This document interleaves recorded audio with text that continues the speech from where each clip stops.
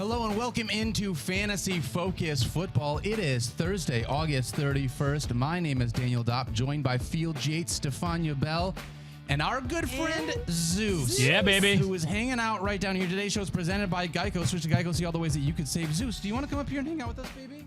Zeus. We've got a service dog in the studio today. It is my favorite day of the podcast. Yeah, we are off to a roaring start here. Let's go. Zeus is such a good boy. Oh, Zeus Zeus. has had. Zeus is It's out. like, I'm cool.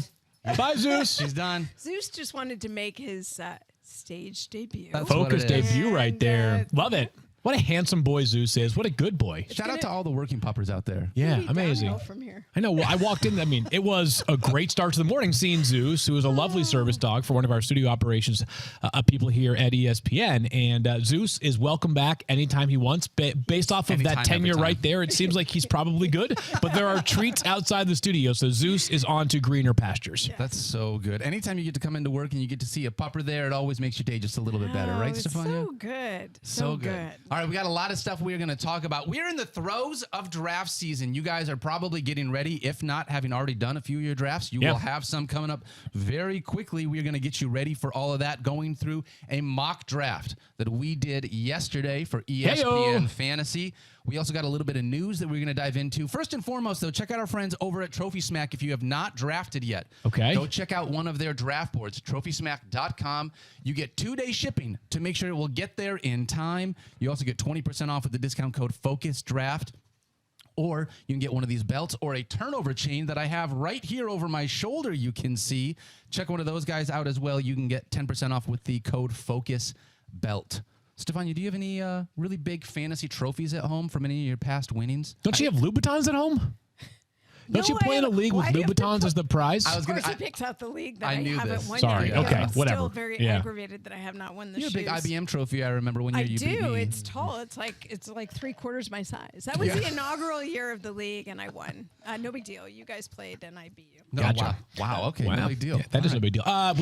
So we've got people deserve. Like I'm in for the most obnoxious of trophies in fantasy football. I was with a buddy of mine, my neighbor, last night. We were having dinner for Chapin's birthday. Great time. Celebrating Chapin is a worthwhile endeavor every year. And he was telling me that, like, of their league dues, he was like, yeah, we actually have like more significant league dues than most leagues that you hear of, in part because we allocate every year a third of the dues to go to an extremely obnoxious trophy. He's like, it's the freaking Stanley Cup of fantasy football. This thing is a monstrosity. I love It's that. like the winner who loses, the person who wins the league is happy about winning the league, but disappointed about the wrath they're going to face from their significant other who is like, get that gargantuan trophy out of the house right now. We don't have room for that. Is it a traveling trophy? Like or the is Stanley Cup, and is it etched? Is it engraved? Do we Yeah, drink well, out of him it? and I did drink some Miller Lights out of it last year as celebration I like for his that. victory. I like that. I don't think it goes. I don't think it traveled. I think it's just an oversized trophy that for some reason or another they continue to invest in year over year over year. See, I think the traveling trophy is where it's at, because then the significant others in your league don't have to just stare at this trophy that they don't care about for the next 20 years of their lives. What You're if you like, have an what's the iconic run? What if you just keep winning? I You know guess what? you would, right? You're right, Field. I guess I Yeah. just need to win. I need to win more often, I think, is what that statement just told me. Yeah. All right, let's dive into the news. We had a little bit of news come We got out. a lot of news this morning. Well, Two we had pieces a lot of of news news this morning. Like literally in the past couple minutes. Let's start with a smaller piece of news, if you guys don't mind doing this. Is that okay? I don't know. I heard rumors.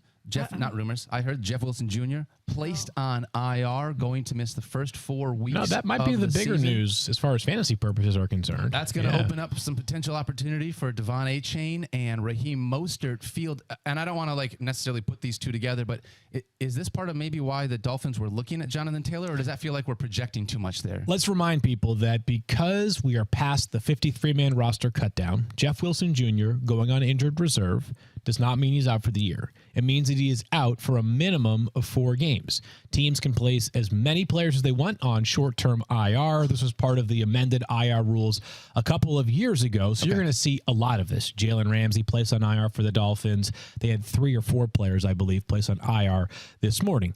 But for Jeff Wilson Jr., means he's out for a minimum of 4 games. Truthfully, and I may just have not been keeping up on Dolphins news closely enough recently, I didn't even realize he was dealing with something significant. I said it undisclosed when I looked this morning, Yeah, and Stephania. I think I knew that he had something going on, but I don't think we knew the extent of it. Okay. And maybe the folks in town had an idea he'd get placed on air, but it's like you said, I mean, they all have to be on the roster. And then also teams at this point are judicious in terms of how they use it, right? Because I think there's 8 max that you can designate for return across. Is it 8? I thought it was unlimited now. I don't know. I think post-COVID, it changed from like 2 to 4 to something. I was having a conversation with someone this morning, but if it's 8 or unlimited, you know it's at least 8. Right? It's a lot, yes. But the point is that they still have to think about how they're going to use the IR slots. It's going to be permanent. It's somebody that they're going to return. So if there's a cap on it, they're obviously making those selections. You know, somebody who might come back in a week or two, they're not going to use that spot necessarily, but somebody who's going to be out for at least 4 games, they might be able to then bring in somebody else or use that roster spot on another position entirely. So let's talk about this a little bit more then. Let's vet this out a little bit further. We know the Dolphins did sniff around on Jonathan Taylor. Their GM, Chris Greer, acknowledged as much yesterday. They were looking into Dalvin Cook when he was still a free agent, and I wondered at the time, was that more because Dalvin Cook might have considered taking a discount to go play in his hometown team, or was that because Miami thought they really needed running back depth? I don't know at the time if Miami realized how significant this Jeff Wilson Jr. injury was, but I do think they've been reminded that both Raheem Mostert and Jeff Wilson Jr. have had trouble staying on the field in their career, right? And that's a lot of running backs fit into that category, but these are 2 that have missed good chunks of time in recent seasons. So they can't just go in with these 2 running backs alone. Given the injury history you talk about with Raheem Mostert, they've got to have somebody else they're looking at, right? But I will say this, though, is that they must have a decent amount of confidence in Devon Achane because they cut Myles Gaskin a couple of days ago. So if they were super concerned about their running back depth behind Raheem Mostert, I don't think they would have cut Myles Gaskin. So this now brings us to a 2-man backfield out of the gates, as the Dolphins will most likely lean on Raheem Mostert. Yeah, Savon Ahmed is the 3rd man up in this backfield, but I think for our purposes, it becomes a Raheem Mostert and Devon Achane conversation. And for the first 4 weeks of the season, and maybe longer until Jeff Wilson Jr. is back, I think Raheem Mostert's going to have top 25 to 30 running back value, and Devon Achane might not be that far behind. Both of these guys can freaking fly. They are very different in terms of size. Raheem Mostert's a bigger back. Devon Achane is a pint-sized back. But if these guys were splitting, if Devon Achane was the 3rd man in behind both Jeff Wilson Jr. and Raheem Mostert, I've been describing him all summer as nothing more than a late-round lottery ticket. Now, all of a sudden, if you still haven't drafted, you've got some legitimate value in Raheem Mostert, a more reasonable lottery ticket on Devon Achane, and it wouldn't surprise me if the Dolphins have this look more like a 60-40 split between these 2 players as opposed to maybe Devon Achane playing 10 or 15% of the snaps prior to the injury to Jeff Wilson Jr. Here's what I saw when I was down there. A lot of Devon Achane. Like he was running, he was getting a lot of repetitions to the point where I definitely thought they're not holding out on waiting to integrate him into the offense. He even, scored a nice touchdown. I think it was, on a pass, if I recall correctly, when they were having to join practice with the Falcons. But you definitely saw that they were involving him quite a bit. So maybe this forces them to consider using him a little bit more initially than they thought, but I know they liked what they saw. Yeah. This is a situation really interesting to monitor. Field, we are talking about Raheem Mostert becoming a potential top 25 or 30 running back for the first 4 weeks of the season. Yeah, and if you haven't done your draft, you got to adjust your strategy accordingly. I was going to say that doesn't affect how we're looking at him right now in draft. So no, if it does. An extra 4 weeks, how would you change where you've got Raheem Mostert? Does he fall up into into that? Up. Definitely. Top 30?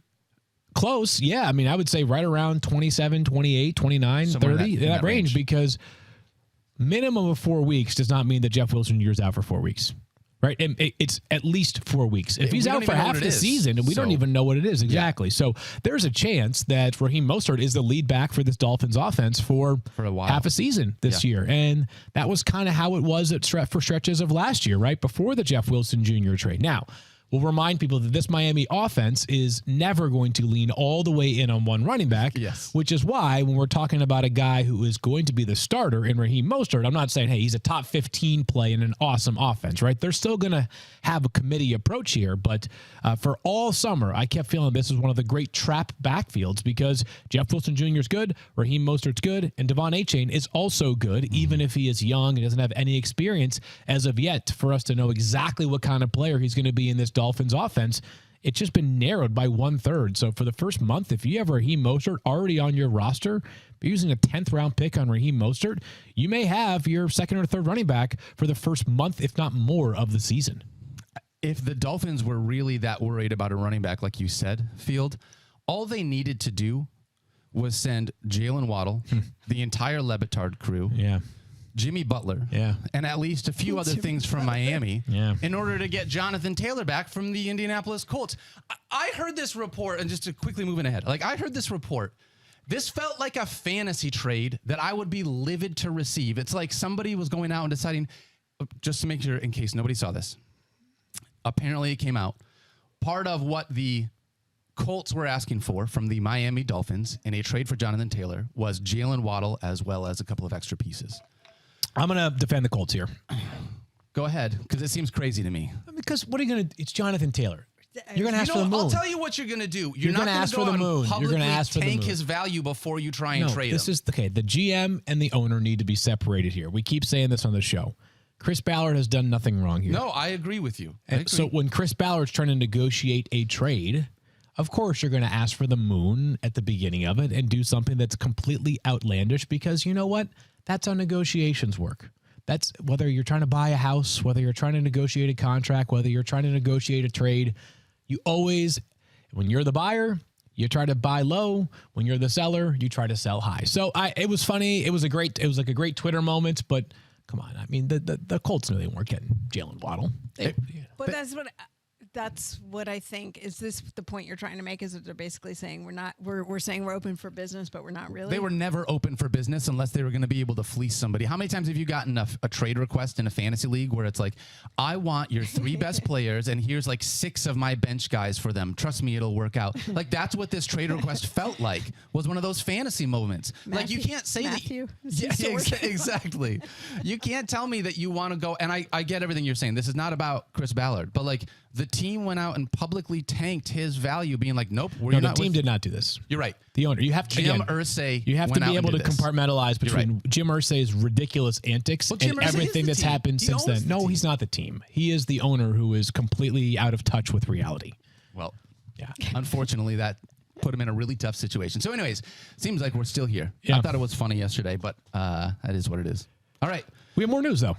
Keep going. Adam Schefter has reported that T.J. Hawkinson is finalizing a deal with the Vikings to become one of the highest paid tight ends ever. Didn't you say this was going to happen? I had it for Saturday next week, but we're a little bit ahead of the curve. I'm only mentioning this just because there are a few guys that are in contract situations right now that if the deal is not done, the threat of that player not being available to start the season is on the table. Hawkinson has been dealing with an ear infection. I saw that. And a back soreness stiffness. issue. Yeah. I am told that T.J. Hawkinson is now more clear-minded than ever, and his back is completely fine. He is limber. He is like a gymnast out there. I got to figure T.J. Hawkinson will be 105% today, health-wise. Was it Kevin O'Connell said he believes he'll be ready for week 1? Yeah. I believe that as well, Kevin. Yes. So I just wanted to mention that, like, no hesitation in drafting Hawkinson. Not that we had really gotten scared about it, but there are a couple that we'll continue to monitor. Actually, his teammate, Justin Jefferson, is the one that we'll be really monitoring because, of course, he's the face of fantasy football, and there is no new deal yet for Justin Jefferson. All right. We're going to dive into a mock draft that we did yesterday. Let's go, baby. Mock draft time. Let's go. Yep. As a part of this draft, we need to lay down some rules. Okay, Stephania and I were not a part of this draft, which means that we just get to talk about why everybody made ridiculous picks. What were they thinking, Stephania? How could they be so ridiculous? That's what you and I get to do today. Field was a part of this draft, so he's going to try and defend himself for some of the picks that he had. But we've been talking about so many players throughout the month of August. We've given you so many guys that we like. We want to put it in the context of the draft season because that's what we're doing. That's what you're about to head into is your own draft. So my computer's not cooperating. Oh, Stephania's computer's not cooperating. All right. What's Very new? difficult. That's all right, Multiple Princeton. pages open. I know. So just understand if I'm hesitating, it's because I'm trying to. I have a lot of information going on here, trying to get it all organized. This was a 12-team Yep. 12-team mock draft. field. PPR scoring. I had the seventh pick. Excuse me, the sixth pick in this draft. My apologies. I'm still struggling with that math thing. So sixth pick in the draft for me. It was a bunch of fellow ESPNers, the likes of which you're familiar with: Matt Bowen, Eric Moody, Liz Loza, Joe Kaiser, Tristan Cockcraft, Tyler Fulgham. The list goes on and on and on. Pulse was in it as well. So a lot of fun here doing this 12-team PPR mock draft yesterday. All right, here's how the first round played out. You're going to notice a theme here. Justin Jefferson off the board at 1, Jamar Chase at 2, Tyreek Hill at 3, Christian McCaffrey at 4, Austin Eckler at 5. None of that seems crazy up until this point. Field, you're on the board at 6. You ended up going with Travis Kelce, which is where he's been coming off the board. Yeah, I've found myself landing in this spot recently quite a bit with Travis Kelce in the middle of the first round. But up to this point, absolutely nothing surprised me. I suppose there's a bit of a surprise that Tyreek Hill went ahead of Christian McCaffrey and Austin Eckler. But again, we are nitpicking in the highest form right now when you're talking about whether a guy who led the NFL for much of the year last year in terms of receiving yards does or does not belong in the top 3 in fantasy. But I was debating between Travis Kelce and also Cooper Kupp because Cooper Kupp, I still feel like it's just this unbelievable value if he goes somewhere in the back half of the first round of fantasy drafts. I know there are some concerns about this Rams team being so bad, but I was looking ahead to week 1 rankings and week 1 projections, and it's like, for all this talk about Cooper Kupp sliding a little bit in drafts, Mike's projections have Cooper Kupp as wide receiver 1 for week 1. Like, I think until further notice, there's going to be a pretty darn good chance that Cooper Kupp continues to be a top 2 or 3 receiver every single week in our rankings. And if he's going as wide receiver 5 off the board, pretty darn good value. But I went with Travis Kelce, frankly, because I can't quit Travis Kelce. And there's nothing wrong with starting your draft with Travis Kelce. I don't have to worry about my tight end for the rest of the draft. That part is true. You lock it up and just move on to all the other value positions. All right, look at number 7. Pick 7 here. Derrick Henry, number 8. Derrick Henry before Cooper Kupp was a little bit interesting to me. Derrick Henry at 7, Cooper Kupp at 8, Devontae Adams at 9, Bijan comes off at 10, Stephon Diggs at 11, and then Nick Chubb at 12. The one thing I want to say, you look at the top 11 picks, other than Derrick Henry. Yeah. Basically, everybody is a supreme and elite pass catcher. Okay. Right? We're talking about this is why it's okay to go wide receiver in the first round. One of the reasons why we have pass catching running backs all the way to the top. Nick Chubb and Derrick Henry are the 2 non-pass catchers in this group. Even Derrick Henry started to see more passing game volume last year, Stephania, which gave him more value for us here in fantasy. So I think one of the things you said, it was a little puzzling to you, Derrick Henry before Cooper Kupp. So rather than just go critique my coworker, which it would be easy to do, I reached out. I said, You reported. why? I said, why? This is reporting. Yeah, reporting from Joe Kaiser. He said, with it being a 12-team league, he wanted to make sure he had at least one strong running back before it came back to him in round 2. And he has cooled a bit on Kupp with what the Rams offense looked like last season, Stafford being another year older and Kupp coming off of injury. I understand his rationale. I don't fully agree with it because, as you all know, I've been high on Cooper Kupp. I mean, again, if the Rams went from a Super Bowl offense to all of a sudden being what they are this year, but they're not. They were bad last year. They were bad, and Cooper Kupp was, I would argue, the volume for him was even more so because he was the one person that Matthew Stafford could rely on. So I think that they'll go right back to that. I'm happy with where Cooper Kupp is with his health, but at least now you understand what Joe was thinking when he made that choice. Can we just do one thing? Can we pull up, Dave, the second half of the first round, the full screen one more time? For those that are listening to the podcast right now, first of all, shout out. Second of all, I need you guys at some point to take 30 seconds and go back and look at the full screen here because we got to get my man Bijan Robinson a new headshot. Either Bijan's hair is so tall, his dreadlocks are too that high. they have to I can't quite make it out. Did he used to have a flat top back in the day? Because Bijan's head kind of gets cut off from the mouth down. Meanwhile, everybody else, no one's really smiling. Maybe Nick Chubb is smiling. Nick Chubb's smiling. You know what? This is Bijan Robinson's rookie initiation. You know how rookies got to carry the pads of veterans out to training camp practice. In fantasy football, as the rookie, you only get 2/3 of your head available in your headshot. By the way, that's nothing that our staff did wrong. It's just the headshot that I think we're leaning on might still be from his college days. So Bijan Robinson, and his full head 10th overall pick. Good value there. Let's get to round number 2. Got to save some room for that lettuce field. All right, round number 2. Yeah. The other thing to say really quickly, round number 1, nothing else crazy, right? Pretty straightforward. Round number 2 starts off with CeeDee Lamb, Garrett Wilson, A.J. Brown, 3 pass catchers right off the top. Comes back with Saquon Barkley, Tony Pollard, and then Amon-Ra St. Brown fields Yates. Yeah.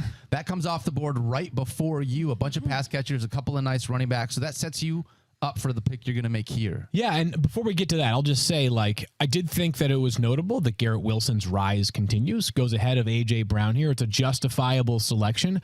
I made this comment on Twitter, and these days on Twitter, everything is dissected, and most people have strong opinions on it, even if it's like a fairly lukewarm take. But after that preseason game, I mean this sincerely, Garrett Wilson catches a touchdown pass from Aaron Rodgers. It has some Devontae Adams-like feel to it. I think he's going to go earlier in drafts simply because of what we saw in that one preseason game. Because what people do is it's the only time that Aaron Rodgers and Garrett Wilson played in the preseason. They're like, could this be a thing? Holy cow. I know. We talked about that yesterday, that was the only time Aaron Rodgers played, and it was on Hard Knocks. Yeah. So it's there for the masses to see and watch over and over again. And it was kind of a cool catch when he made it. So I think people are thinking, this is how it's going to be all the time. And the fans went, there was a lot around it that made it feel like So I'm here to tell you, it's gonna be that Garrett Wilson goes off the board sooner than you realize. In the case of this mock draft, it was ahead of A.J. Brown. All right, and then you come off Amon-Ra St. Brown was the 6th pick of this second round, field Yates, and you're on the board here. Yeah, pick number 19. I take Josh Jacobs, whose current ADP is 19.2, so apparently I am right in line with where the masses have him. And this is my first exposure to Josh Jacobs in a draft this year in the first few rounds because, of course, we were fading Josh Jacobs until he had fully returned to the Raiders facility. Not only is he back, he's back with 2 weeks before the season begins. And he talked yesterday, and I thought this was important. I'm usually not like the psychiatrist as it pertains to fantasy football, but he talked about how there's no ill will now, right? Like, he's good.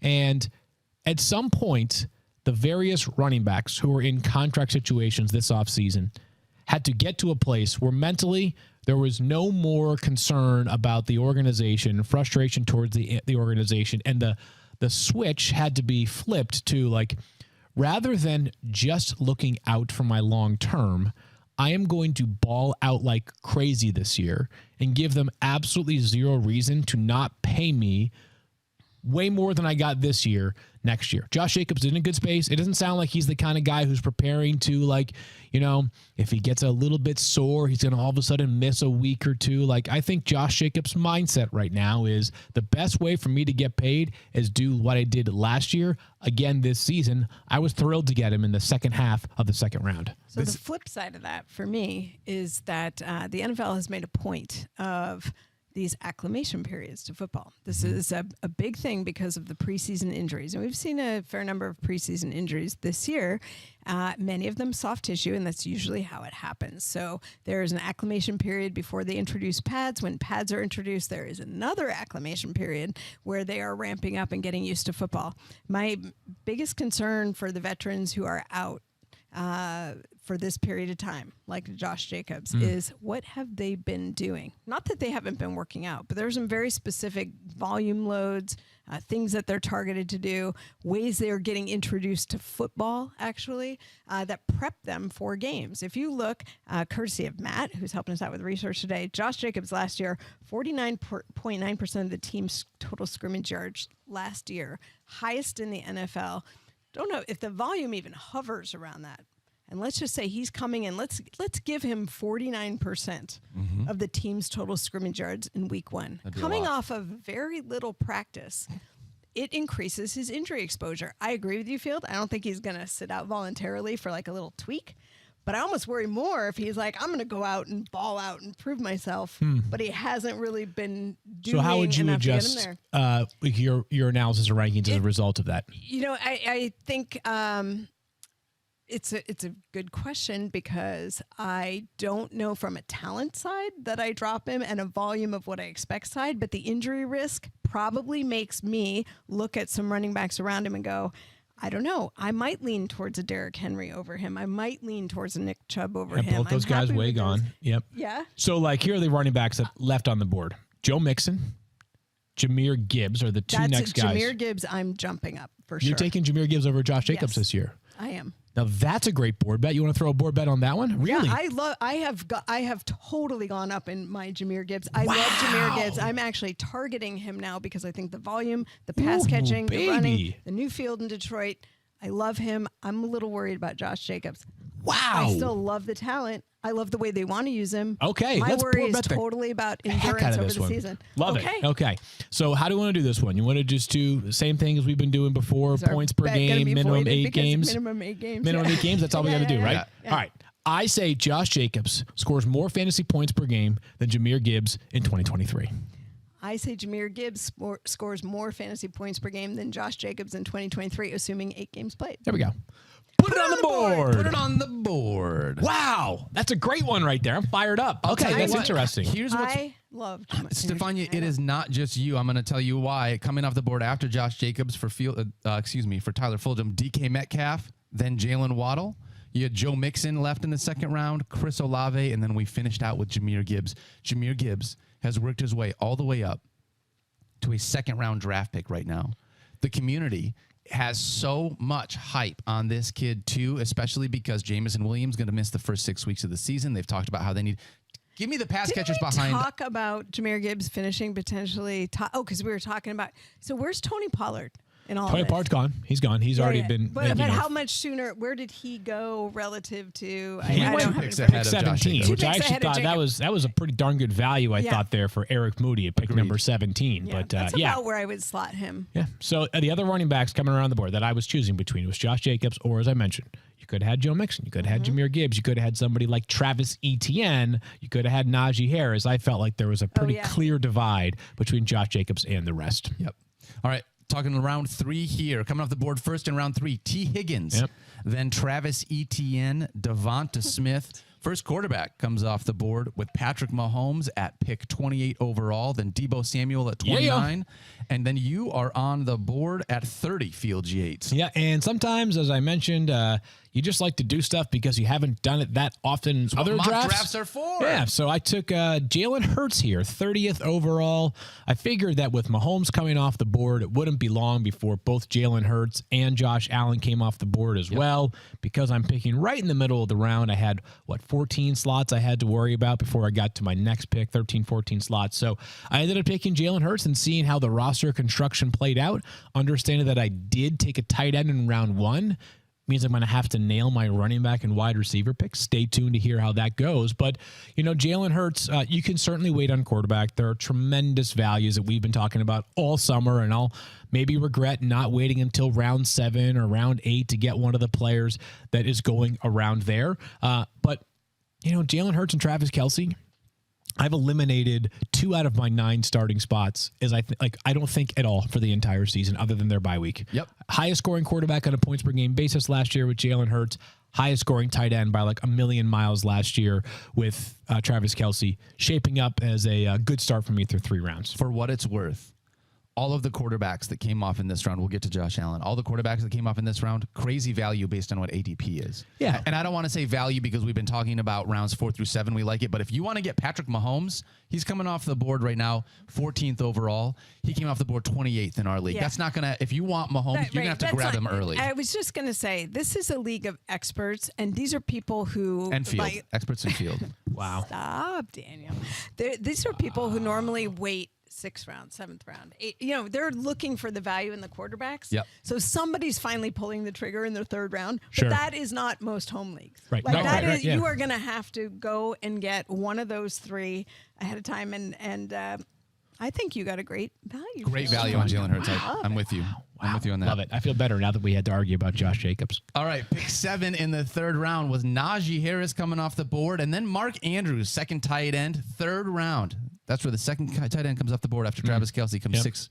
You got Aaron Jones with the 9th pick, Christian Watson after that, Damian Pierce, and then Josh Allen closes it out. Hold on. Damian Pierce? Christian Watson? Why Christian At 34th overall? Whoa, baby. Let's talk about that one there for a second. I think that's some NFC North bias because that came from Matt Bowen. Yeah, but Matt Bowen does not do things haphazardly. Matt Bowen's one of the smartest, most meticulous people that you'll meet here at ESPN. The guy watches more film in a day than most people watch in their entire life. This right here this tells me that Matt Bowen loves Christian Watson. And when Matt Bowen loves a player, makes me love a player that much more, Daniel. Are you nervous right now that Christian Watson might score the most fantasy points amongst all wide receivers this season, and you're going to have to deal with the yappers on Twitter telling you, you hated Christian Watson. How dare you? No, I'm not worried about You're it. not worried? I'm Okay. not worried about it. What would you tell Matt Bowen if he was here right now? I'd say quit drinking the Mike Clay Kool-Aid. Wow. Matt, I don't know what to say about it. It's a really interesting one, right? I totally. It's early. There's a chance that I am wrong. There's a chance that Mike's wrong. There's a huge range of outcomes because what we saw from him was such a small sample size. Weeks 10 through 13, Fields, you said it yesterday. He had all 9 of his touchdowns, weeks 10 through 13. That efficiency is just not going to sustain. We got to see what it's going to look like over an entire season now in his second year. But he doesn't have Aaron Rodgers under center. Now he's got Jordan Love. Yeah. Another thing that I don't know how to quantify when I'm talking about his value. His ADP is 52 right now. So he's going, that was 14 slots earlier at pick 38 overall for, pick 34 overall for Christian Watson. So 18 picks earlier than where he is going in terms of ADP. I'm trying to look at who Matt Bowen. So he already has A.J. Brown. Okay. And he has Bijan Robinson and A.J. Brown. Yeah. So, 2/3 of Bijan Robinson's head plus A.J. Brown. Plus A.J. Brown. All right. Round 4? Let's move ahead to round 4. Yeah. Calvin Ridley comes off the board first in round 4, then Ramondre Stevenson. Great choice. Rashad White. Yep. That seems a little higher than I've expected. Kenny I don't think so. You don't think so? I mean, based off of where we have Rashad White in our rankings for running backs, it's pretty close. Like, it's just you're seeing, because this league will tend to be a little more patient with quarterbacks, you're seeing running backs rise up the board just a touch. That's not even what I mean, though. He went ahead of Ken Walker. He went ahead of Breece Hall, 2 guys who are going around earlier than him based on ADPs. I just found that interesting. That was Matt Bowen again, right? Matt Bowen. Yeah. So why don't you go have a talk about it? You know what? I'm going to stop talking about Matt Bowen's picks. He might just be smarter than me. Maybe that's what it is.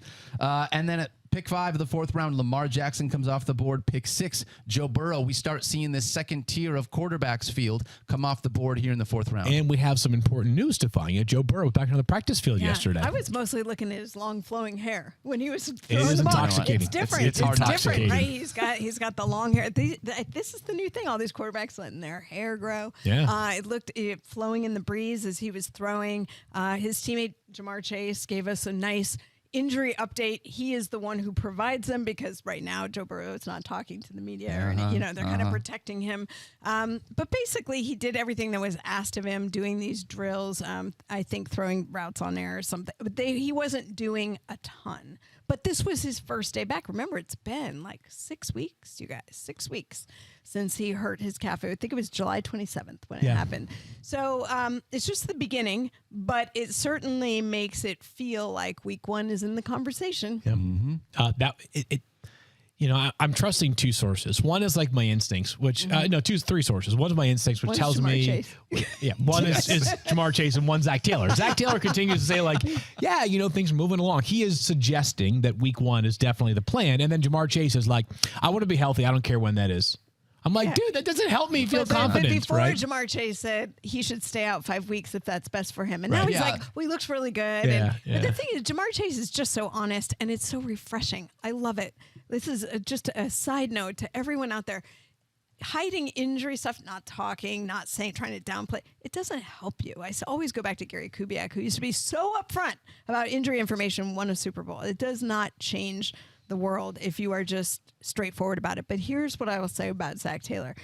He talked about Joe Burrow. I was a couple of days ago before he came back to practice, and he was like, he looks good walking around. He looks as good as I've ever seen him walking around. Yeah. And I was like, well, that is helpful. He is walking around. And he looks as good. good as he's ever seen him. But I think, all of it, if you try and read the tea leaves, it's very positive and encouraging. It's not, you're not getting the, I don't want to do this, or the pushback or the pumping the brakes. They're not saying much, but the way they're saying it makes you feel like they feel very good. You know what? We have to move forward with the mock draft here in a second. I'm so happy that Stephania's main beat is not hockey. In hockey, they give the least amount of information ever. Right? Like a player, literally, it's like, hey, so this forward unfortunately lost his leg in a shark attack over the weekend. And by the way, as a result of that, they had to take his arm and cut that off and replace his leg with that. And the coach would be like, yeah, he's got a lower body injury. Yes, exactly. That is what it is. Is that right. Lower body injury. Okay, amputation. That's what we're calling lower body injuries these days. All right, let's keep moving ahead. Field, you were actually on the clock after Joe Kaiser took Joe Burrow in the 4th round. You went with another wide receiver here. DJ Moore. So as I mentioned, I took a quarterback and a tight end with my first 3 picks. So I got to start filling out these running backs and these wide receiver spots. DJ Moore, a player we discussed yesterday. Daniel, love the upside here for DJ Moore. I think he breaks through in terms of touchdown production this season. I think that Justin Fields is going to feed him the ball so much. He is sort of he's the binky for Justin Fields, which I can say that because I know what it's like when someone has a binky. Because when I left the house this morning, my toddler who was home from school for the day because she's a little bit sick had the binky and was really appreciating it. Oh. She's okay. She'll be fine. She'll be all right. She'll be all right.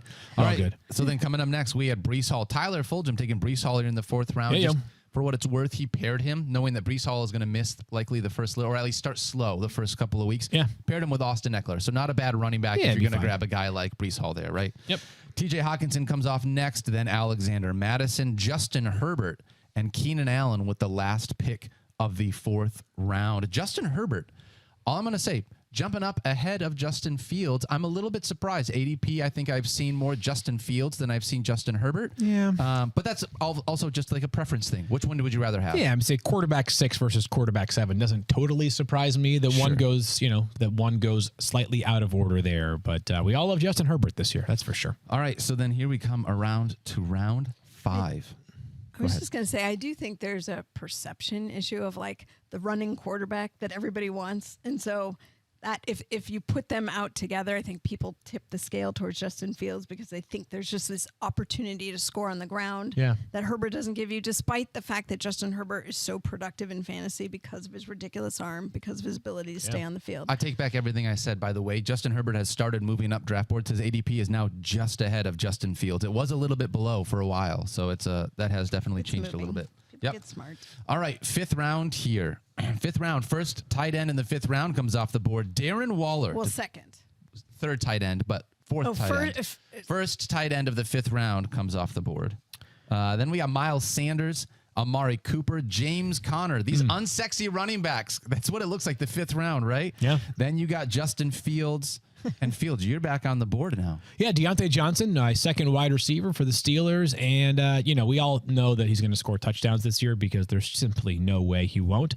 But in PPR League, I love Deontay Johnson, right? We loved him. He was not great, obviously, without scoring touchdowns. But, he still clung to, top 30 weekly value as a receiver last year because of the freaking target share. The guy's going to push for 150 targets again this year. And while George Pickens is the big play threat in Pittsburgh, Deontay Johnson is going to feast on volume every single season. And if the touchdown regression hits to 5 touchdowns, he will more than pay off his current ADP. I'm not asking for 10. If I get 5 from Deontay Johnson to go along with 90 catches and 1,100 yards, he will be a great value based off where he's going right now. I'm only laughing because I can't wait till it's week 6, and if he has no touchdowns, everybody's gonna be freaking out. It'll be so. If he has no touchdowns by week 6, I will have no hair. Yeah, I will be freaking out. I don't know. That's not possible. So no, I'll find a way for it to be possible. I might need to put a tattoo bet on Deontay Johnson scoring a touchdown this year. If he doesn't score a touchdown this season. Now I'm actively rooting. If he does not score a single touchdown this entire season, I'm trying to think of the most vintage Steelers touchdown celebration. And I would get that full back tattoo if Deontay Johnson does not score a touchdown. No, you better not make that promise. Is that too much of a promise? Celebration. Because it could. Henna tattoo. How about that? It's on there for a month. Week 5, Chapin is she's sweating it. She's all of a sudden, she starts showing up to work every day. Yeah. Next thing you know, she's buying tickets for every Steelers game, right by the team bus on away games, where she's you better freaking score. She's going to start bringing T-shirts to the beach, so the Field is going to become one of those guys that always wears a T-shirt on the beach because she doesn't want to see. Didn't Deontay Johnson last year have some spectacular circus catch that went out at the 1? I mean, he's awesome. I'm sure he did. He's a great player. Yeah, he just got. That is as unlucky as it could possibly be. He was top 10 in both routes and targets, top 13 in receptions. The dude had a ton of volume, Field, everything you're saying. We're expecting him to bounce back this year. All right, so moving on. Mike Williams also coming off the board in the 5th. James Cook, then Jerry Jeudy, Trevor Lawrence, Kyle Pitts, and J.K. Dobbins. A couple of guys towards the back end there. Jerry Jeudy, somebody that is going to miss the beginning of the season, something that we have talked about. Interesting to see him come off the board here in round 5, Field. I want Stephania to chime in, though, because several weeks was the only designation we got. I interpreted that as being extremely unlikely for the start of the regular season. Do you agree? Yeah, I actually think that it could extend quite a bit into the season. If you look at what happened when he went down with the hamstring injury, he grabbed his thigh, kind of the classic sign, but he had to be helped by the medical staff into the cart. He had to be helped from the cart to the locker room, could not put weight on it. Like, there were a lot of signs that this was more than just, if you compare that to Cooper Kupp, which you had to look at the video closely to sort of see him slow down and just kind of take himself out. Then people were like, oh, what happened? Well, he just kind of shortened his stride and then took himself out of practice. This was totally different. This was a more significant injury. They called it a moderate injury, usually refers to grade 2, which can be anywhere from multiple weeks to multiple months. I'm not saying it's going to be months, but I do think with the hamstring injury burden being the number one problem in the NFL, and I just take you back to Keenan Allen last year, strained his hamstring in week 1, was out until week 7, came back and played a few snaps. I think he had 2 catches or 2 targets. I don't remember the stats of that game, but he went out early and didn't come back till week 11. And that is your biggest fear, is that a receiver like Jerry Jeudy, if he comes back too soon, there's no way to come back at 70%. Don't run as hard. Right. Don't, because if they're worried about the threat of injury, that's going to make it worse. So this is a really tough call. I worry about him not only coming back too soon, but the risk of recurrence. These are very, very tough when they get more significant. And I point out the difference with Cooper Kupp because everyone asked me, why do you feel confident about him? They were very different when they happened. This one's more serious. And this is why Jerry Jeudy in ranks fell down by about 10 or 12 spots for most people. He's got to come off the board at some point. And, of course, if Jerry Judy's back from week 3 on, he'll still be a good value. But the uncertainty led me, amongst other drafters, to stay away. Yep. All right. Like I said, we had Trevor Lawrence then off the board in the 5th round, Kyle Pitts at 11, and then J.K. Dobbins, Stephania. Really interesting. J.K. Dobbins up 8 spots over the last week in ADP. Should we be worried about J.K. Dobbins potentially coming back? He's one of the guys that I have talked about continually. I'm not a big J.K. Dobbins fan this year, but obviously moving up draft boards. I think that's a reflection of the confidence. Early on, he was not practicing, and he was among the running backs who were expressing displeasure about the contract situation. Right. So, but remember that Harbaugh kept saying he's healthy, he's good, even though at the time that was pretty bold to say because he was on the physically unable to perform list, which technically, you are on there because you have something you're working through. So I think the point was it was minor. They said when he's ready to come back, he's ready. He's back. He's practicing. I feel good about him going in. As good as one feels about a running back who has had a history of a significant injury that took the bulk of it this season where he came back to work through it. But he did finish strong. And I think, look, we feel better about J.K. Dobbins now than we did a couple of years ago. But there's some risk baked in. We are through 5 rounds of the mock draft. J.K. Dobbins just came off the board. Still waiting to see when Jonathan Taylor will get drafted. Field Yates. First, help us pay some bills. Geico asks, how would you love a chance to save some money on insurance? Yep. Of course you would. And when it comes to great rates on insurance, Geico can help, like with insurance for your car, truck, motorcycle, boat, and RV. Even help with homeowners or renters coverage. Plus, add an easy-to-use mobile app, available 24-hour roadside assistance, and more. And Geico is an easy choice. Switch today and see all the ways you could save. It's easy. Simply go to geico.com or contact your local agent today. Hey, college football fans, I'm going to let you in on a little secret that will help you guys win game days this season. Eckrich smoked sausage. You're probably asking yourself, Daniel, can it really be that easy? Well, absolutely it is. Eckrich smoked sausage is crafted with a perfect medley of spices for a truly rich, savory taste. They're delicious all by themselves or in any recipe you can dream up. If the word recipe sounds like a lot of work, don't worry. Visit Eckrich.com for dozens of simple, mouth-watering recipes, making your tailgating prep a stress-free event. So there you go. Eckrich smoked sausage is the secret to winning game days. You can thank me later. Visit Eckrich.com for more. That sounds really good. It does sound pretty good, doesn't it, Stephania? I'm hungry. Yeah. Well, it's almost lunchtime. And speaking of lunchtime... Hey-o. I don't know what the transition is there, guys. It's time to feast on wide receiver. Stephania picked you back up there, Daniel. Speaking of lunchtime, let's get to round 6 of our mock draft here. Hey. All right, so round 6, we got Brandon Ayuk coming off the board first, then Deshaun Watson, DeAndre Hopkins, Mike Evans, Drake London, and here it is. Finally, Jonathan Taylor at this point, 6th round of a 12-team league, right in the middle of the round. How do you feel about where he came off the board, Field? I don't know how to feel, Daniel. I don't know how anybody should know how you should feel. Just to reiterate from yesterday is that because he's on PUP, he's out for at least 4 weeks. As we know, though, this is not simply a physical issue. This is an issue between a player and an organization that are more at odds than almost any that we can recall in recent vintage. Jonathan Taylor is worried now, I would think, about getting his contract and getting to next offseason when he can likely receive that contract from somebody, whether it's the Colts, which feels unlikely, or somebody on the open market. If you're Jonathan Taylor, are you in any rush to come back? If you do come back and you do have that hamstring pull, are you in any rush to return back from that hamstring pull? The answer would be no.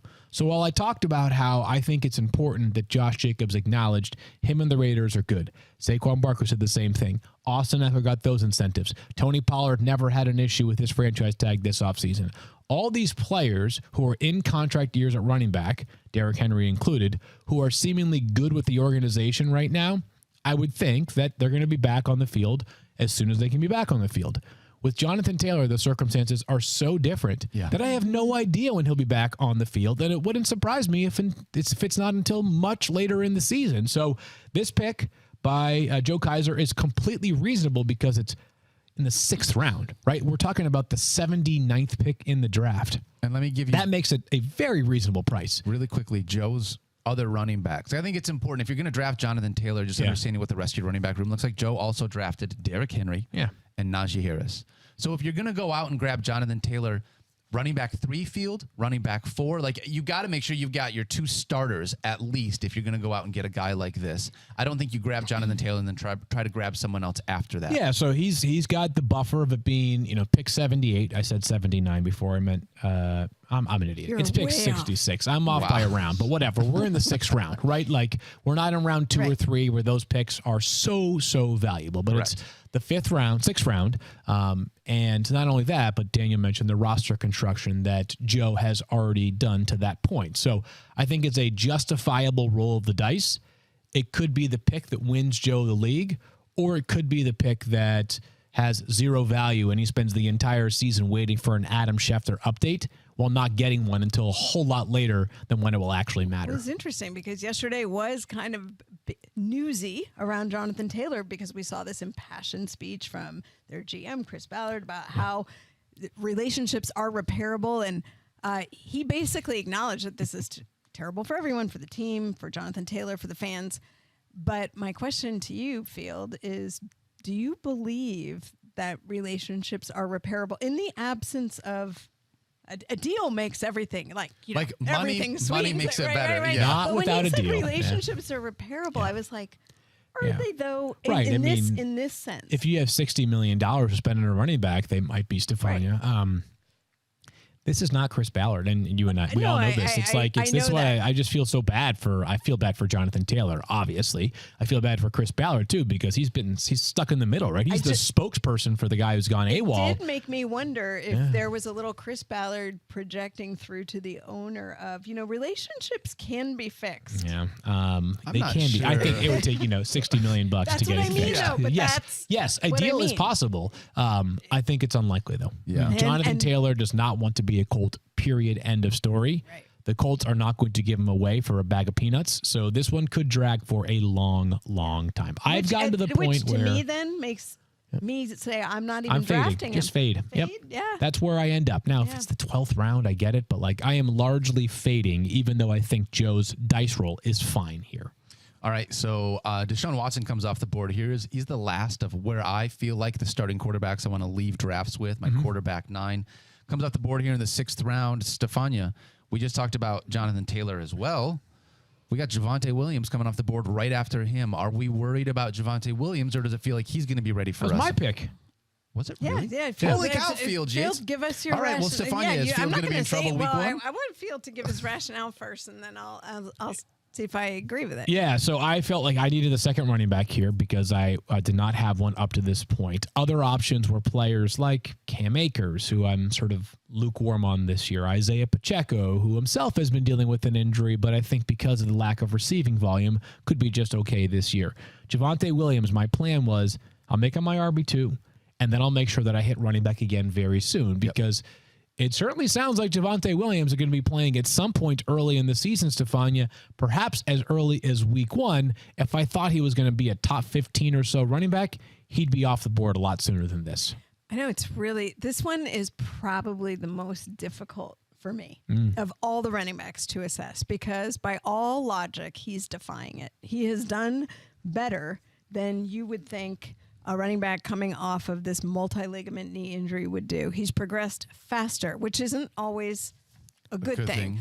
But his progression has been very smooth. That's the part that's encouraging is you haven't seen a lot of setbacks. It's not like they tried too much. He had soreness. They had to scale it back. Everything has been monitored and very deliberately progressed. And then he's responded really, really well to it. And that included when they got him out there in joint practices so he could now start to see what it's like to go against a real opponent. Those things matter as part of the rehab process. That being said, I don't believe that he is going to have a ton of work early on. Could he see action as early as week 1? Yeah. But I think you just have to do what Field's saying. If you're going to draft him there, you have to have somebody else as a buffer because that week 1 is going to tell you a lot about where he really is. Yeah, there are other running backs that were available right around here. There was one that I could have just said, you know what, this is the easy play. It was David Montgomery for now the Lions, right? He's going to see a ton of work, and obviously he's going to be, a big part of that offense, even if not as a pass catcher. But the other running backs that were also on the board, as I mentioned, Isaiah Pacheco. You've got Alvin Kamara. Okay, well, then I'm in the same quandary, right? You're going to have Dalvin Cook, who, Breece Hall is going to be there. Sure. Dalvin himself coming off of an injury. Khalil Herbert and A.J. Dillon and Brian Robinson Jr., right? Like, Herbert, I think, will be the Bears starting running back, but I think it's going to be a multi-back approach there. A.J. Dillon's the backup in Green Bay, right? Brian Robinson Jr. doesn't catch passes. So I felt like it was a calculated enough dice roll for Javonte Williams, whose upside way higher than anybody else at that point amongst the running backs. Closing out round 6, you had Cam Akers, Chris Godwin, Dallas Goedert, George Pickens, there you go, and Christian Kirk. Man, I love me some George Pickens this year. He's a guy that I think we're all really excited about how he's going to be in his second year. Moving on to the 7th round, you got DeAndre Swift coming off the board. Then George Kittle. George Kittle falling all the way to the 7th round. Weird. I feel like that's a pretty big fall for George Kittle. And we've got him ranked as a top 5 tight ends. And we've seen a lot of tight ends come off the board already. So coming off after Kyle Pitts, after Darren Waller, I think there's at least a little bit there.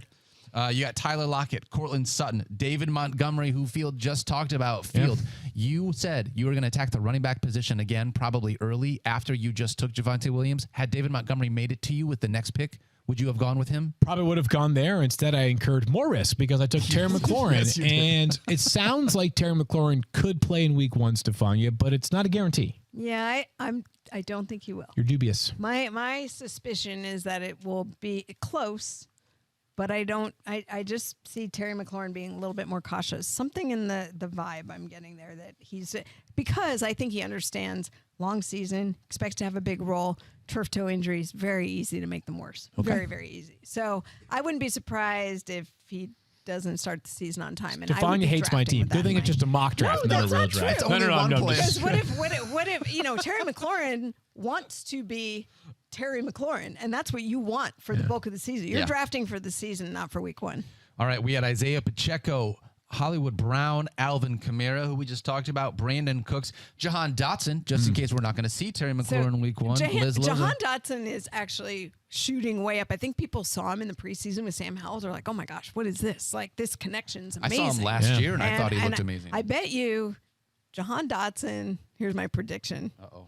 Daily fantasy week 1. Like, this guy's gonna be a monster if Terry McLaurin does it. Oh, yeah. But I see in the drafts, in the mock drafts I've seen, I see Jahan Dotson rising a little closer to Terry McLaurin. I think that's why. Jahan Dotson is the 5th highest riser in drafts over the last 5th highest wide receiver in drafts over the last 7 days. Okay. All right, let's keep on moving there. We kind of talked about Alvin Kamara and some of the things that come along with that, and then Dalvin Cook. round 7. Round 8.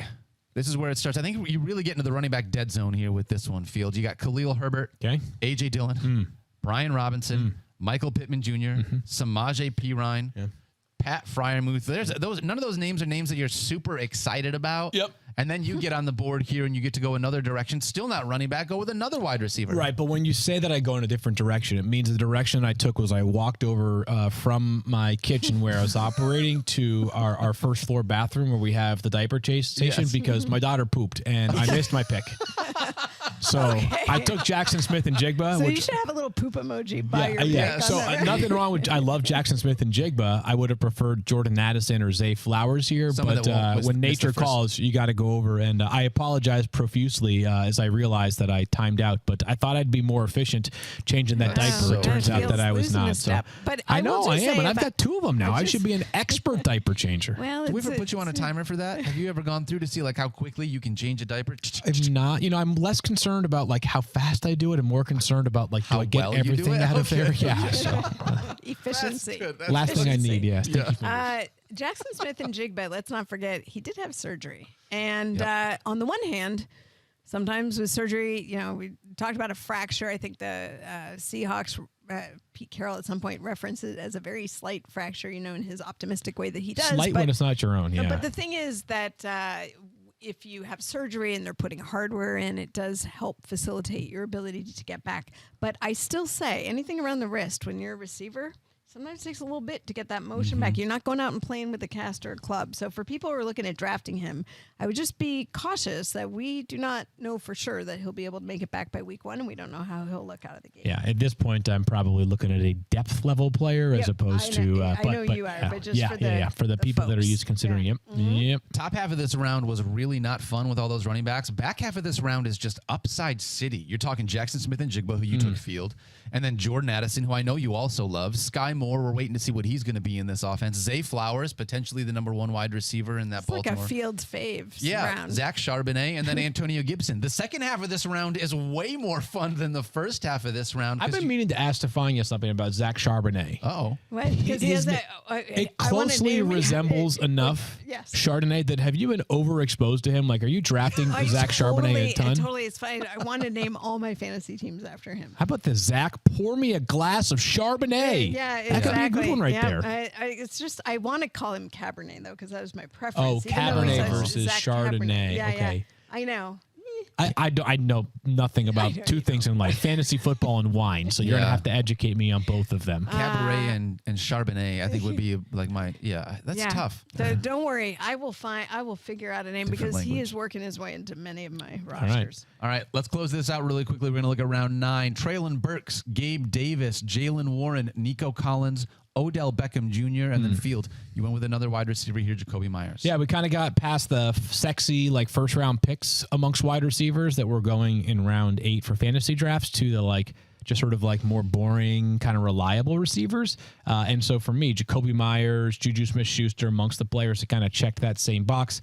I went with Myers, who, the Raiders made a very concerted effort to acquire him this offseason, is in line to be the number 2 target in this offense behind Devontae Adams. So not that Jacoby Myers is one to necessarily draw a bunch of double teams, but I think his profile will be kind of like what it's been for the past couple of years in New England. Yep. A lot of volume, not a lot of touchdowns, but reliable as your 3rd, 4th, maybe even 5th wide receiver. Yep. I actually loved in this round. I love Elijah Moore. Of course, it's a Matt Bowen pick because Matt Bowen's so smart. It is. Elijah Moore, sneaky.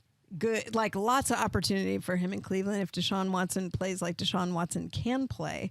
I don't think people have paid enough attention. Elijah Moore happy in Cleveland, looking really good in the preseason. Looking really good. We've been talking about him as a potential sleeper. Stephania mentioned it. So we had Quentin Johnston, Juju Smith-Schuster, Jamal Williams, then Elijah Moore to Matt Bowen, Elijah Mitchell, and Rashad Bateman. We're going to do one more round, Field. Okay, let's do one more round. And remember how I told you guys a while back that I was going to target that running you're back? Taking my joke from me. Okay, go for it. You tell the joke then. Yeah.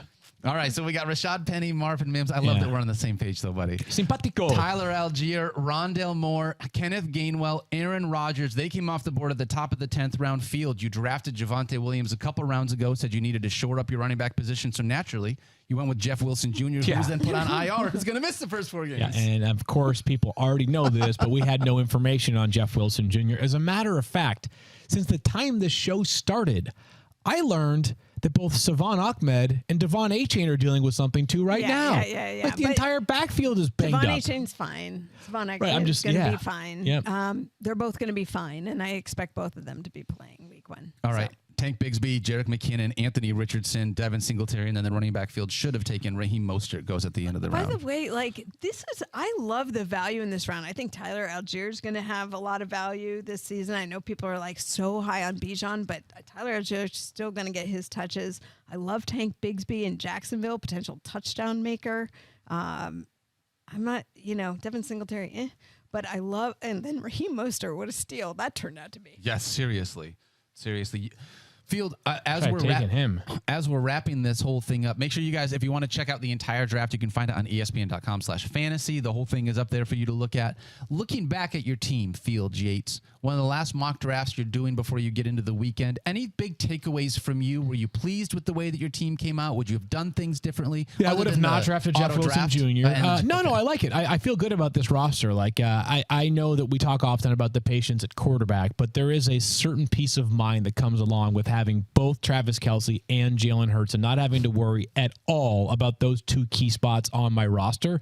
It creates flexibility at the running back and wide receiver spots, and I'm clearly going to need it with Javonte Williams and Jeff Wilson Jr. on my roster, two guys who are going to be limited or entirely out for the first 4 weeks in the case of Jeff Wilson Jr. Last one I'm going to bring up in round 13. Yeah. Yesterday on the show, you had talked about, you know what? Maybe if you're at the very end of Kareem your Hunt? draft, you want to go with the Kareem Hunt throw. You did that here in round 13. I did. I'm going to make a habit out of that. Just continue to add Kareem Hunt because I think he'll sign somewhere at some point. If you're taking one of the two running backs that hasn't signed in Kareem Hunt and Leonard Fournette, is Hunt the one that you would rather have I would over prefer Uncle Kareem Leonard? Hunt. Yeah. Okay. Yeah. Just good, better vibes there. Yep. I mean, Leonard Fournette, there has been no mention of him anywhere. So I don't know why you'd be drafting a guy who might not have a job for the first month of the season. Yeah. Maybe I'm wrong. Yeah, That'll be a he's tough the guy one. I feel like if something happens to someone, then Leonard Fournette's going to resurface. But Yeah. right now. Last thing I'll say really quickly on the way out here, and people have probably already tuned out, but if you're in Times Square right now, Oh, man. Fantasy Focus has a billboard in Times Square. You didn't see my tweet yesterday? No. I know. I have you blocked. Sorry. Oh. No, just Wow. Oh Not my- for long. Wow. Just kidding. Fantasy Focus has a billboard right now in Times Square. Beautiful, Shout out to the great people over at Amazon Music who helped make this happen. If you That's get right. listen to your podcast on Amazon, Stephania, I'm showing you the picture at right now. this. This is You can ad amazing. free on Amazon Music right now. So shout out to the fine folks at Wow, Amazon that's Music cool. and shout out to Times Square, We New York made City. it, Do it. Mom. Yeah. Look, Mom. we Look, made Mom. it. Hey, look, Mom. I made it. So, go check that out. I believe it's up until tonight. So tonight might be the Really? last night if you're in New York tonight. I You was in take a New York picture. 2 nights ago, and I didn't know this. But it was Wow. when did it start? Just yesterday? No, I think it started August 25th is what I was told. I wish someone But had like, told you me. don't I hang would've out in stood Times below- Square. No, You but hang out in the Cosmopolitan I area. would have made a trip and stood Times right Square. there under the sign. I would have done it. Honestly, though, can you? I Can think you- they should. can you- Like yeah. people, you You get go down to swarmed Times in Square, and it would be like, like, Justin Margot Robbie Bieber. going down. Yeah. Yes, Yeah. exactly. Both of those work, yeah. Yes. We had two different approaches, but There's we were on not the same even, page I again. have no response No comment. for you No, idiots. stop it. All right. Stop it. Thank you guys so much for hanging out with us today. Hopefully you enjoyed the mock draft. Like I said, go check it out on .com if you want to see the entire thing. Mock drafting is such an important exercise as Yes, you go it into is. your drafts to understand how the board Heyo. is going to fall. We love you guys. Can't wait to see you tomorrow. Don't forget to love each other. Be kind to yourself. You have earned it. We will see you on Friday. Heading into the weekend, baby. Heyo. Biggest draft weekend. Yes. Zach.